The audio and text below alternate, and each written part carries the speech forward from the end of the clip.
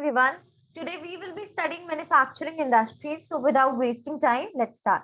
We will be doing the agro-based industry, and after this we will be having a short video on the mineral-based industry as well. So guys, talking about the agro-based industries होती क्या है?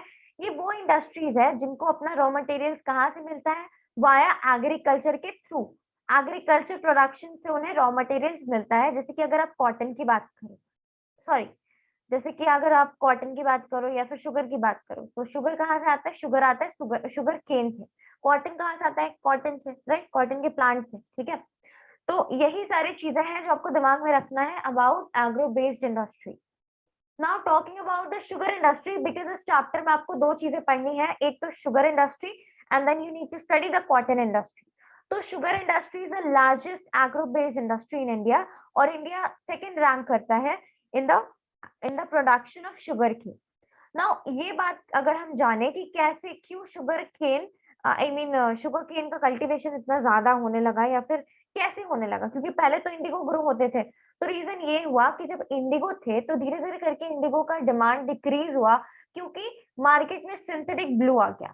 तो इसके वजह से जो Indigo planters थे वो क्या उगाने लगे? वो उगाने लगे शुगर केन, ठीक है। अब इसका एक और पॉइंट है जो आपको देखना है, फाइन।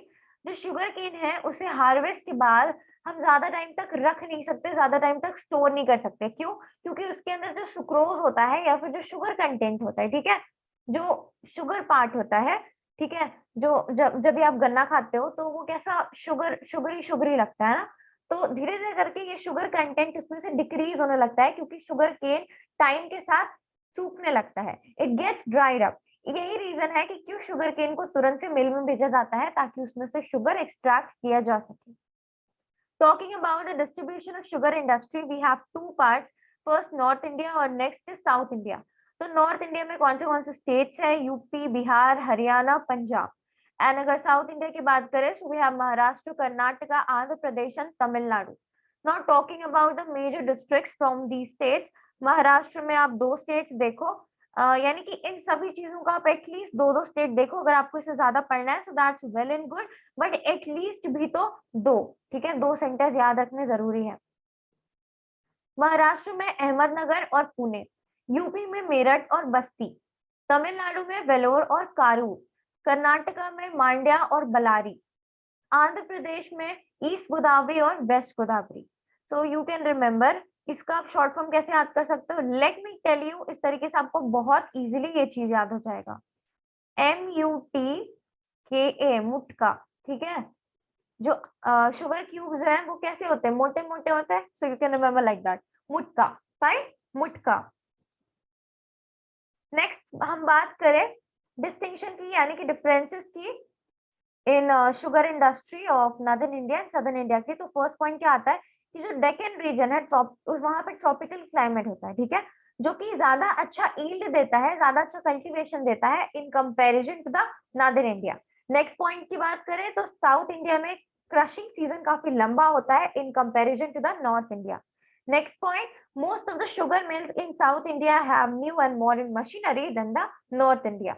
तो अगर मशीन होंगे तो डेफिनेटली काम काफी आसान हो जाएगा, क्योंकि ह्यूमन लेबर नहीं लगेगा ज्यादा, और प्लस जल्दी भी होगा काम। और जो ब्लैक सॉइल होता है साउथ इंडिया का, वो ज्यादा फर्टाइल होता है in comparison to the alluvial soil of North India. ये चारों पॉइंट्स हैं। अगर आपको इससे ज्यादा और पॉइंट्स देखने हैं तो आपके बुक में दिए हैं, you can go through them, but इतना अभी के लिए इट्स इनफ, ठीक है। प्रॉब्लम्स की बात करें कि क्या क्या प्रॉब्लम शुगर इंडस्ट्री को फेस करना पड़ता है। First is low yield of sugarcane, ठीक है।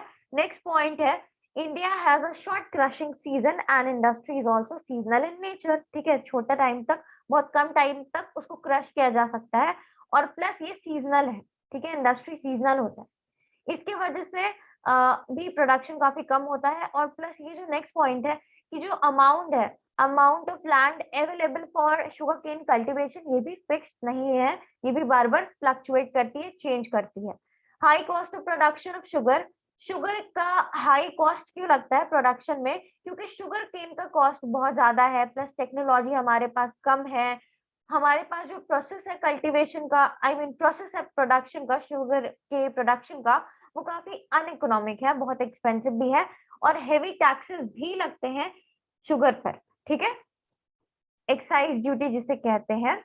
सो you can remember like this, ये सारे पॉइंट्स हैं जो कि, या फिर अगर आप चाहते हो ना कि आप मतलब बार बार ये सारे पॉइंट्स को, मतलब आप यही सारे पॉइंट्स को पार्ट बाय पार्ट करके भी लिख सकते हो, जैसे कि इसमें काफी सारा पॉइंट्स कवर हो रहा है, तो आपको ये सारे पॉइंट्स लिखने की जरूरत नहीं पड़ेगी, इसी को आप अलग अलग पार्ट्स में तोड़ तोड़ के लिख सकते हो, क्योंकि इसमें बहुत सारा पॉइंट्स आता है, ठीक है। अब नेक्स्ट पॉइंट की अगर बात करें तो मिल्स काफी छोटे और एनइकोनॉमिक है साइज में, ठीक है, ज्यादा जगह नहीं है, एंड देन जो मशीन्स है वो भी काफी आउटडेटेड है। देखो वही वाला पॉइंट आ गया। अब नेक्स्ट जो मिल्स है वो काफी दूरी में है, तो मैंने आपको बताया ना कि जैसे कि शुगर केन का जो शुगर कंटेंट है वो टाइम बीतते के साथ वो कम होने लगता है, तो अगर ट्रांसपोर्टेशन में बहुत टाइम लगेगा तो डेफिनेटली शुगर केन भी ड्राई हो जाएगा, ठीक है। तो ये एक पॉइंट हो गया। अब लो पर कैपिटा कंजम्पशन, यानी कि कंजम्पशन भी काफी कम है, जिसकी वजह से प्रोडक्शन कम हो जाती है। अब कुछ बाय प्रोडक्ट्स की बात करें शुगर केन इंडस्ट्री की, तो फर्स्ट इज बैगस। जब आप शुगर केन को क्रश कर देते हो तो जो रेसिड्यू बचता है उसे हम कहते हैं बैगस। इसका कहाँ इस्तेमाल होता है? पेपर, पल्प, प्लास्टिक, इन सारी चीजों के मैन्युफैक्चर में। मोलासिस मोलासिस का कहाँ इस्तेमाल होता है? It is used to manufacture plastic, synthetic rubber etcetera. So अगर आपको ये सारी चीजों का डेफिनेशन अगर जानना है, मोलासिस का भी, देन प्रेस मड का भी, तो मैंने लास्ट चैप्टर में किया था एग्रीकल्चर में। If you want then I can share it again in the Telegram, so just text me over there, और आपको नोट्स तो मिल ही जाएगा ये चैप्टर का। प्रेस मड की बात करें, so it is used in manufacture of shoe polish and carbon paper, ठीक है। अब टेक्सटाइल्स की बात करते हैं, तो टेक्सटाइल्स क्या होते हैं exactly? These are the woven fabric, ठीक है, फैब्रिक, बुने हुए फैब्रिक, ठीक है। अब देखो इसमें कौन से एग्जांपल्स आ जाएंगे, जैसे कि कॉटन हो गया, जूट हो गया, सिल्क हो गया, वुल हो गया, या फिर सिंथेटिक फाइबर्स, ये सारे के सारे टेक्सटाइल में आते हैं। अब इसमें से आपको बस कॉटन ही पढ़ना है। तो मटेरियल ऑफ प्लांट ओरिजिन, क्योंकि ये प्लांट से एक्सट्रैक्टेड है। अब जो कॉटन टेक्सटाइल्स है, जो फर्स्ट मॉडर्न टेक्सटाइल मिल कहाँ पे सेटअप हुआ था?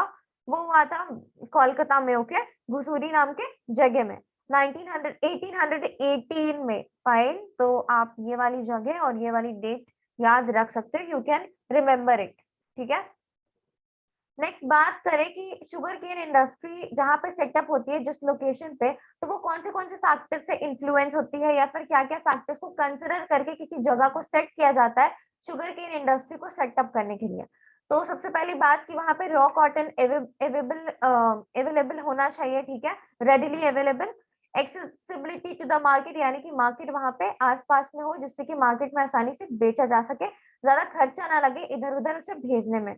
कैपिटल फैसिलिटीज, यानी कि इकोनॉमिक रिसोर्सेज होनी चाहिए, पोर्ट फैसिलिटीज होनी चाहिए, और साथ साथ लेबर भी मिलना चाहिए जो कि चीप हो और काफी स्किल्ड लोग मिले इस काम के लिए। डिस्ट्रीब्यूशन की बात करें तो कौन से स्टेट्स में आपको देखना है, ओके, कॉटन का, तो महाराष्ट्र, देन गुजरात, मध्य प्रदेश, वेस्ट बंगाल, यूपी, आंध्र प्रदेश, तमिलनाडु, पंजाब, कर्नाटका, बहुत सारे स्टेट्स हैं। So I will take only starting के 5 स्टेट्स, ठीक है। So I am writing here, it will be MGMW U, okay, so it's MGMW U। तो इतना भी आप याद कर लो इस तरीके से, अगर स्टेट्स पूछे जाएंगे तो आपको ऐसे याद रखना है। लेकिन अब स्टेट्स का डिस्ट्रिक्ट तो पूछा जा सकता है ना, कोई भी पूछा जा सकता है, तो आपको ये तो याद ही रखना पड़ेगा। जैसे कि मुंबई, महाराष्ट्र में कौन सी? मुंबई और पुणे, या फिर नागपुर भी याद कर सकते हो।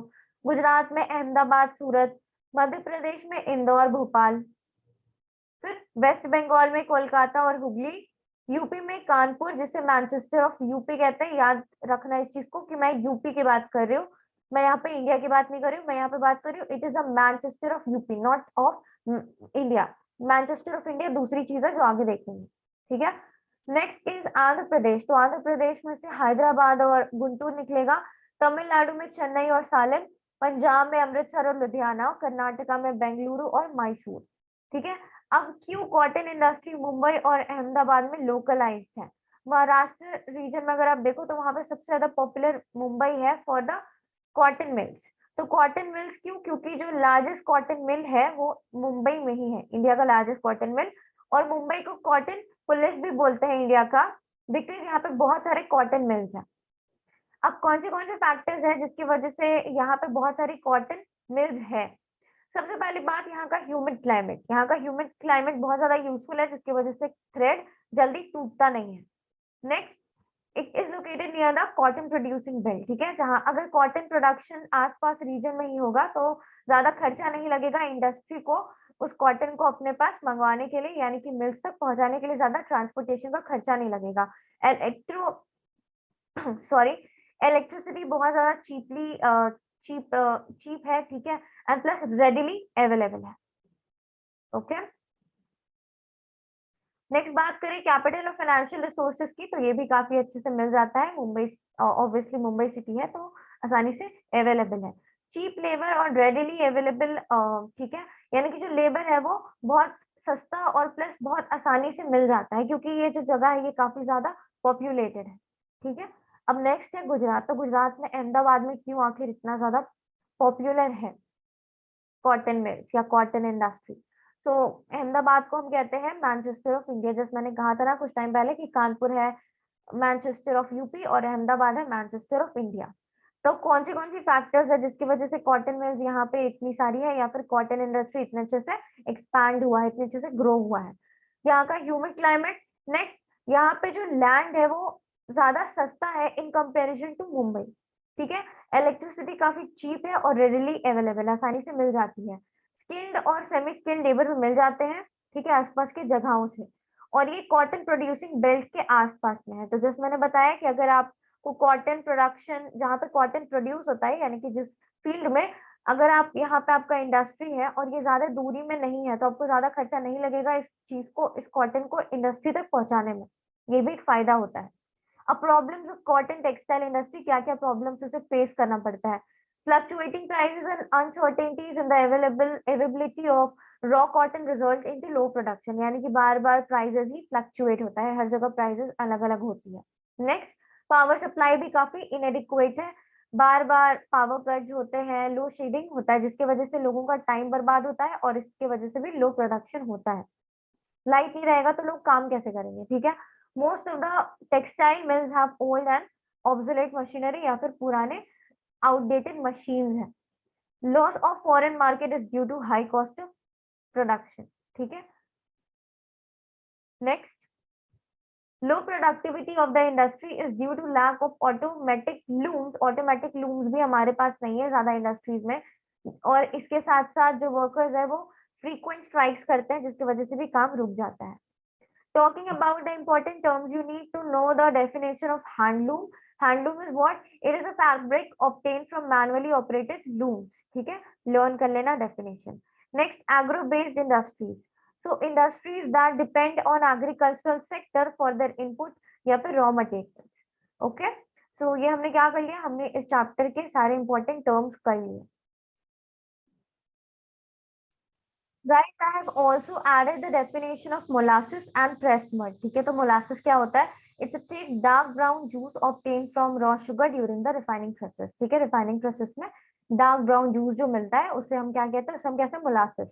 Pressed mud क्या होता है? It is the residue which is obtained after the filtration of sugarcane juice. तो ये दोनों definitions भी याद रख लेना. Fine?